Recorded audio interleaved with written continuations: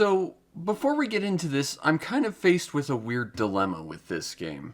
And I'm not really 100% sure how to solve this problem. See, this game has an amazing soundtrack, but there's kind of an issue, and that is that the majority of the game sounds like this.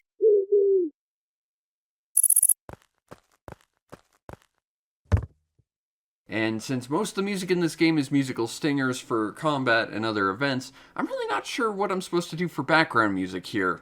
I guess I'm gonna just dig out stuff from my folder of game music I use for videos. So, yeah, the music in this video is not gonna be 100% representative of the game. I'm sorry for that, but this game is pretty quiet, so it's kind of a creative compromise I have to put here. But, you know, asterisks, this is not representative of the music in the game. Sorry. Flashback. The quest for identity. The quest that promptly gets solved within about 20 minutes, and then the game is about other stuff. Yeah. This is one of those cinematic platform style games. A genre I'm actually not very familiar with. I've only played one other game in the entire genre, and that is the sister game that came out a year before, Another World. And honestly, I think I like that game a lot more, but this was an interesting way to get more and more experience into the genre itself. Now, this isn't, strictly speaking, the first time I've played this. I actually kinda sorta played this about 10 years ago. They decided to remake this game, but remove the cinematic platformer-ness from it and just sort of make it a generic platformer with really awkward twin-stick controls.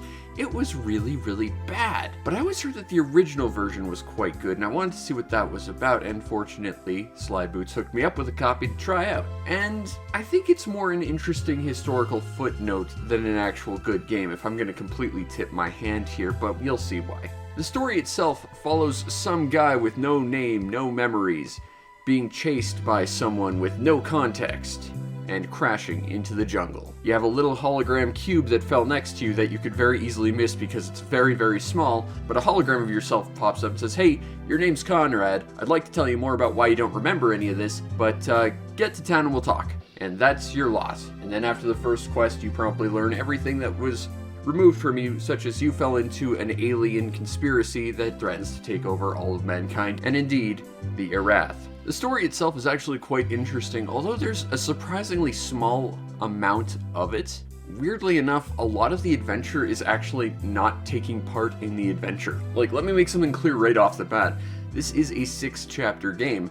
The first chapter, you're wandering around trying to figure out who you are and getting back to civilization, presumably while being pursued by alien forces who are trying to, shut down your knowledge of this conspiracy, and then promptly leave you alone without a search party.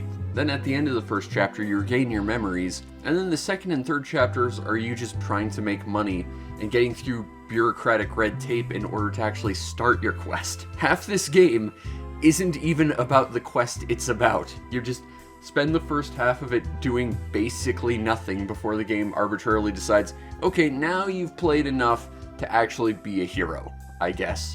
It's got some very, very weird pacing, and in general, that is my feelings towards this game. Both on the macro and micro scale of this adventure, it has some very bizarre pacing. Specifically, I don't think this game really respects your time. On the micro scale, it's more just an issue of the fact this is a cinematic platformer and they're a little bit clumsy with what they need you to do. Future Fury here, I'm just recording some Another World footage just to have some background stuff for when it's relevant, but I was playing this again and I noticed something. None of it feels sluggish or clumsy. This seems to kind of just be a problem with Flashback, like just everything has a weird delay around it. And it makes me almost wonder if it's just a bad port or something. I honestly don't know.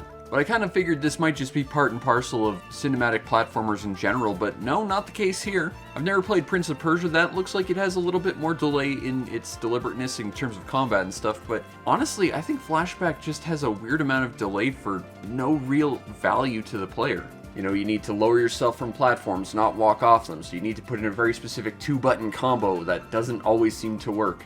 When combat happens, it is very slow and clumsy. You have to pull out your gun and it takes 2 seconds before you can do that. And then it takes like a second to fire at your enemy, who at that point is probably standing on top of you and knocked you down, who will then walk over and knock you down again by the time you get up, because enemies combo you a lot in this game. Or they stand right inside of you and neither of you will be hitting each other, and the game just turns into a dance party at that point, which actually is pretty fun. While the combat itself is slow and clunky, I do think it works really, really well because of how deliberate it is.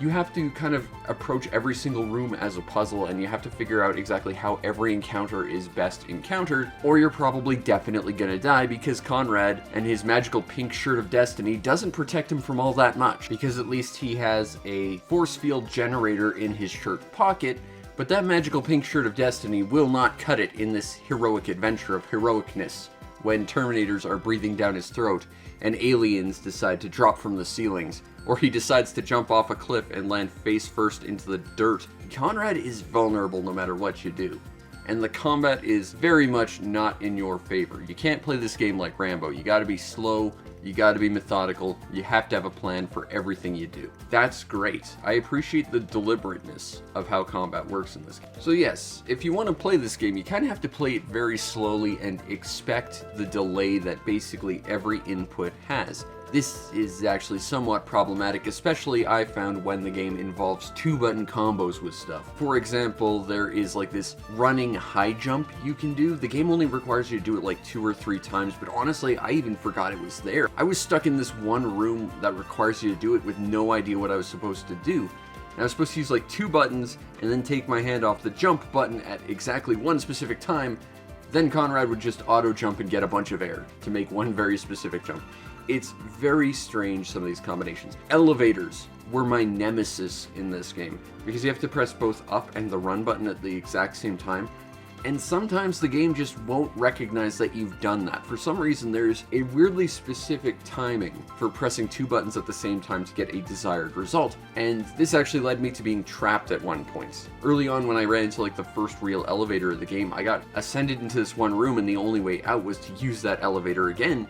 And I just thought, okay, well, I'm here, I got the thing I came here for, maybe a new path will open up, because I tried to use the elevator like I did to get in, and the buttons just didn't get registered. It doesn't help that the way this game introduces elevators is that the first several you use all utilize environmental-based triggers as opposed to just a manual button combination. So by the time you actually run into one that requires a button combination, the game kind of doesn't teach you this properly. And it left me looking for a environmental trigger that I just couldn't find. And no matter what button combination I could put in to manually trigger the elevator, it just didn't seem to want to go. It was very weird, and I was left very confused and feeling trapped. I genuinely don't understand why this had so much trouble, but whenever I had to use 2 buttons in conjunction with one another, it was very, very fiddly. Combat rolling, very important in this game. You have to press down to duck, and then one of the directions in order to roll in that direction. And this is very useful because it means that you can pop off a shot at the ready when you're finished, which might be the only way you can survive some encounters, especially with the more dangerous enemies that like to get right on top of you. Yes, sometimes the game just doesn't want to let you combat roll.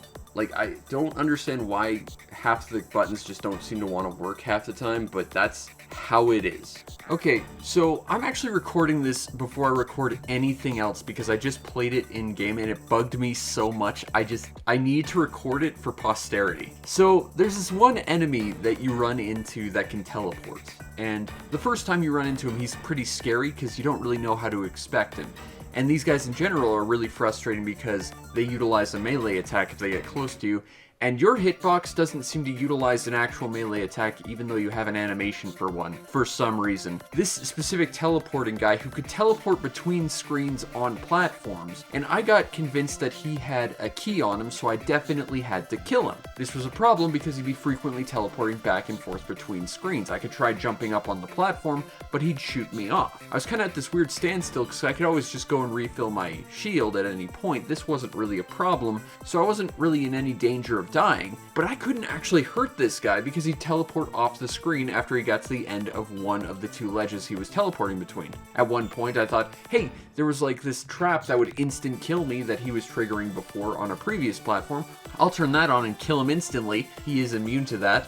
And also that made the platform that I could get on slightly smaller, which made this a lot harder for me. This guy could teleport between screens, and he wouldn't move between them if he wasn't on screen at the time, and you can't shoot through screens, so if he teleports between these 2 points, you have to then move to a different screen entirely just to try and hit him. But of course, pulling out your gun and shooting takes a few seconds, and again is very clumsy, so it doesn't really like to do that. And the long story short is, I spent about 30 minutes trying to kill this one enemy, and the best thing of all, he doesn't drop anything. Frequently in the footage, you'll just see me randomly jumping out of nowhere when I've done something, and that's just the game misreading my inputs. I don't know what's going on here. And it sucks because they very clearly got all these cool encounters and like these very complex ideas for what you need to do, but it just doesn't seem to work half the time. So yeah, on the micro scale, it's not very good. You'll frequently see me just randomly jumping after doing something, and that's just the buttons registering like something else in terms of what I just did, or registering on a delay, because that's just how this game seems to operate for me. But yes, it's a very slow, clumsy, and deliberate game for better or worse, but that's on the micro scale. On the macro scale, this game functionally does not respect your time. The first level, if I were to break it down into the most rudimentary form, is run to the farthest right side of the map, run to the farthest left side of the map, run to the farthest right side of the map, run to the farthest left side of the map, then kind of get to the bottom of the map in the dead center, and then you're done. The second map, if I were to try and break it down relatively simply, is a series of smaller maps with different loops you have to go through to get around bureaucratic red tape and take various jobs in order to make enough money so you can actually start playing the game. There's one room in it that's fantastic because it just is basically a joke about how bad bureaucracy is. You have to walk up to a teller, say, hey, I'm here for a work permit. Then they make you go to another person, say the same thing again, who makes you say it to the person next to them, who says, I'm not the person, you need the other person. So then you talk to a third person, only to let you talk to a fourth person. At which point, you have your work permit, so then you have to go to the other side of a different map so that you can start taking jobs that require you to go to various different maps in this town hub that make you do a huge runaround for minimal amounts of money so that you can continue the game. This game is all about wasting time, I think. And it kind of sucks because it doesn't feel like it needs to be. Look, I hate comparing games because I don't think it's terribly productive, but it is useful to give people a starting metric for what a game is kind of like. But for a moment, I would love to compare this to its sister game, Another World. If you're not familiar, you play as a scientist who gets teleported to an alien world and thrown in prison. You spend the entire game running away and trying to find your freedom with your cellmate, Buddy. The entire game is pushed forward by the need to escape. And aside from a couple of moments where you might need to open a path for Buddy or you get trapped and he needs to rescue you, for the most part, you are always on the move moving forward. This game does not have that urgency despite the fact that it kind of tries to at the start. You're pursued by a bunch of people and then they leave you alone. When you get to the city, you're just taking odd jobs to do stuff. There's very little moments where you ever feel there's any sort of sense of urgency to push things forward, and instead, while it's nice and it gives you kind of a chill experience where you can take things as slow as you want, it feels like the story isn't really progressing for most of the game. I mean, like I said, the game doesn't really start until about halfway through.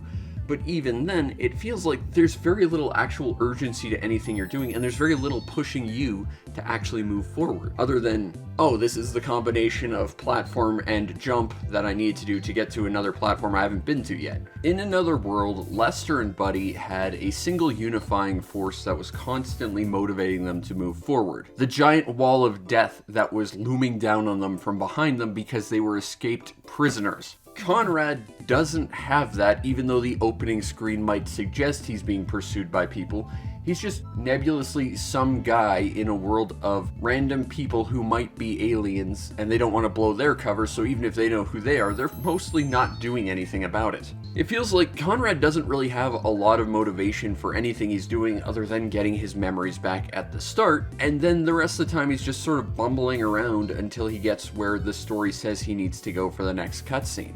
Ultimately, he needs to get to the Erath to defeat the alien menace and eventually enter their base at the end, but so much of this is just sort of a nebulous abstract concept in the course of the game. It's just wandering around doing stuff until stuff happens, and then you get to move on. He doesn't have a very clear goal, nor does he have a very clear motivating factor to keep making him move forward in this world. It's really your own player curiosity that's got you moving around and exploring this world to see what's next and what all this means. In the context of the game itself, it feels very, very lax and more abstract than a single pointed goal, and indeed a single unifying thing that makes you want to move forward and forces you to move forward, because there isn't anything like that. And indeed, the broad, ill-defined concepts that motivate this entire game's plot end up kind of bleeding into the concepts of the stage designs as well. With the exception of like the third stage, pretty much every stage in this game is just a very convoluted map that you have sort of ill-defined motivation and idea as to where you're going. For example, in the first stage, nothing really happens until you just stumble on some random guy,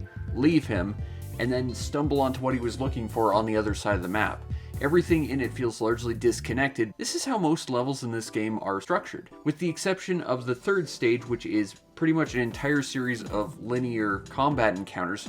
And don't get me wrong, the combat encounters in this game aren't the most enjoyable by any means or measure, but at least it meant that the stage was straightforward enough to know where you're going and constantly pointing you in the right direction. And hey, that was the one stage where Conrad actually had a very, very specific goal. Get to the end of this death chamber and you win and you can move on with life. Whereas everywhere else, it's very, very ill-defined, and the stages reflect that, leaving you in a series of mazes until you get where you need to go because the game says so. Heck, Conrad doesn't even have a plan on how to stop the aliens until right at the end. It's basically him just trying to figure out how to get to the next ledge until he solves whatever problem he's at, even though they all seem loosely connected at the best of times. The stage design does not lend itself well to being very clear as to what you're supposed to be doing, and indeed it seems to be tied in entirely with the theming of how this game was structured from a story perspective.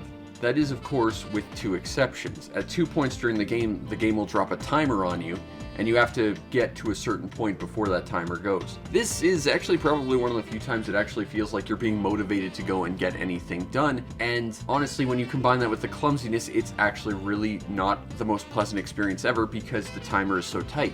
You have to get to a certain point with minimizing how many times you run into walls or you miss a jump or whatever, or you die instantly. Interestingly enough, one of these situations is one of your random odd jobs you need to pick up saying, hey, this entire town's gonna explode very quickly, so go fix it. But what if I didn't accept a job? Are you really leaving the fate of this entire town to random odd job people who might not even see the posting on your message board? It's a weird way to try and prevent nuclear apocalypse, but okay. Although you could also just not pick up the job and let the 90 seconds elapse and everything seems fine. So really it's Conrad that's causing the nuclear catastrophe here through, I don't know, random quantum nonsense. I think there's something about changing the quantifiable results of something by directly observing it. Or, something. Look, I'm not a physicist. We need to get Lester Nightshaken in here to explain this. To summarize, the gameplay to Flashback feels very clunky and doesn't respect your time. The slow and deliberate nature of the combat works relatively well, but at the same time, I feel like it's more or less trying to be a cover for the fact that the game is clumsy and makes combat encounters very awkward at the best of times in the best conditions. And the game is basically running around giant mazes with very little purpose to any of it. You're kind of just aimlessly wandering around hoping to run to the next story bit, and until then you're just kind of jumping around for the sake of it. It's not bad by any means, but I feel like there could be a lot more polish to the platforming and combat and feel a lot less sluggish, but ultimately it's fine for what it is, but not spectacular by any means. The overall presentation to Flashback, I think, is easily the high point, when it wants to present itself in the best light anyway. The cutscenes in this game are absolutely gorgeous and timeless looking, although, and this is entirely just a me problem, they play at a different aspect ratio than the rest of the game, and that makes recording this kind of really annoying. Inside the game itself, it looks absolutely fine. The sprites are decently detailed. Using the iconic fluid rotoscoped animation, this is a visual treat to look at. And all the different movement options you have in the game are all differently animated, and it does feel very fluid and beautiful. When you make a big jump across a gap and you dangle from a cliff as you slowly hoist yourself up, that is a thing of beauty. This game does look absolutely great. And audio-wise, the soundtrack absolutely slaps when there wants to be a soundtrack. The problem is, there isn't much of it. If you're outside, you can hear the chirping of birds, and that's great ambience, and if you're anywhere else, you can just sort of hear the clomping of your footsteps wherever you go, but there's really not much else for music, unless you're in a combat encounter, in which case it's musical stingers that sound great, but the rest of the game is really eerily quiet. And I don't think it works as a creative choice to leave you alone with your thoughts in this game, because my thoughts are mostly, where do I go? What do I do? Why am I even doing this? So yeah, it could probably stand to have a lot more music, but the music it does have is awesome. And again, the music I'm playing in the background is not really representative of this game, but I don't really want to make a video without background music, so it's a compromise I had to make. Overall, the presentation to Flashback is absolutely amazing at the best of times, and really bare bones at the worst of times, but even at its worst, it's still a beautiful looking game. I think the presentation of this game is easily the high point. Now, if you want a copy of Flashback, the quest for identity that gets solved after one chapter, then you bumble around for about half the game until the story actually starts, it is currently on sale on Steam for about $2.50. That's actually a pretty good deal right now, although full price it is about $11.50. Which is a little bit more expensive. And I have to give a huge shout out and thank you to Sly Boots for hooking me up with a copy. I'm not very familiar with these games, so it's nice to dip my toes in and expand my horizons a little bit, although I do think Another World is still superior to this game. That said, this is not the only way to play this game. There's also a Genesis copy, which cheapest copy I see on eBay right now is about $25 plus shipping. There's also a Super Nintendo version for about the same price, maybe a little bit cheaper, but of course, that wasn't the only Flashback game. As much as the world probably wishes it was. There was, of course, a remake to this that came out during the ill-fated final summer of arcade that tried to turn this into a modern platformer twin-stick shooter with RPG character-building elements and some really unbelievably bad writing. It changed a lot of things. It just felt like a generically badly thought out game at that point. It lost every bit of spark that Flashback originally had. And sure, for all of its clumsiness, Flashback does have its charm. And that game pretty much stripped all of that out for, I guess, broad market appeal or something. Then there was the sequels, because this game got not only one, but two. The first one is Fade to Black. Now, I'm not super familiar with the PS1 library. I have on many occasions called myself PS1 illiterate. Most of my collection is basically community built, but I'm working on it. But I have heard absolutely nothing positive about Fade to Black on PlayStation. But I know what you're saying. Fury, why make a Flashback 2 and not just call it, oh, I don't know, Flashback 2? Oh, I mean, it's on sale right now on Steam for $18, but it's normally $45. Wow.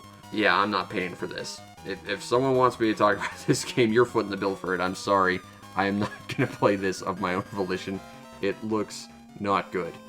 Either way, I think Flashback, along with a lot of cinematic platformers nowadays, are primarily more just an interesting historical footnote for gaming history more than actually fun games. Certainly I think that's the case with Flashback, if nothing else. Another World I still like to go back to every now and then, but again, these games are very, very dated feeling, and I think Flashback, with its aimlessness and large maze-like stages, doesn't do anything to make it feel any more approachable. You can add a rewind function that makes you less prone to instantly dying, and that's good, but it still feels very, very dated. Because of that, I think it's harder to recommend to the average person unless you just want a bit of history in what these cinematic platformer things are. I don't think it's necessarily a bad game, but I don't think it's the high point of the genre by any means or measure. Unless you have a real interest or nostalgia for it, you can probably skip this one.